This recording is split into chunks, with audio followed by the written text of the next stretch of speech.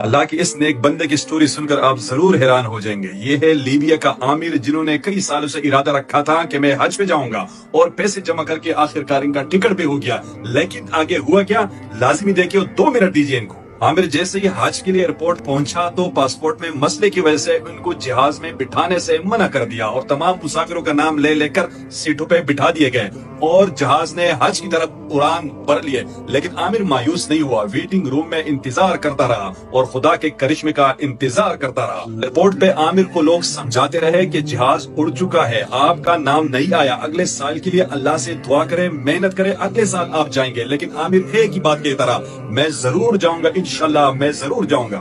ادھر رب کو کچھ اور منظور تھا۔ جیسے ہی طیارہ ہوا میں بلند ہوا، اچانک اس میں فنی خرابی آ گئی اور کچھ ہی دیر بعد اسی ایئرپورٹ پہ لینڈ کر گیا۔ عامر کو جیسے ہی معلوم ہوا کہ جہاز لینڈ کر گیا اور ایئرپورٹ حکام نے ان کو بٹھانے کی اجازت طلب کی تو پائلٹ نے سیڑھیاں کھولنے سے انکار کر دیا۔ کچھ ہی دیر بعد فنی خرابی دور ہو کر جہاز ایک مرتبہ پھر فضا کی طرف بلند ہوا اور اس بار بھی عامر نہیں لے جا سکے۔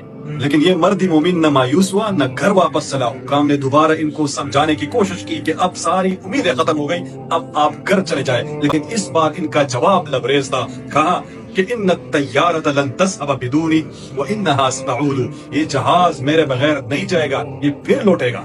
اور حیرت انگیز طور پر وہی ہوا۔ آدھا گھنٹہ جہاز اڑانے کے بعد ایک اور فنی خرابی کی وجہ سے اس ایئرپورٹ پر دوبارہ لینڈ کر گیا اور اس بار پائلٹ نے اسپیشل اعلان کر دیا کہ جب تک عامر سوار نہیں ہوگا میں جہاز نہیں اڑاؤں گا۔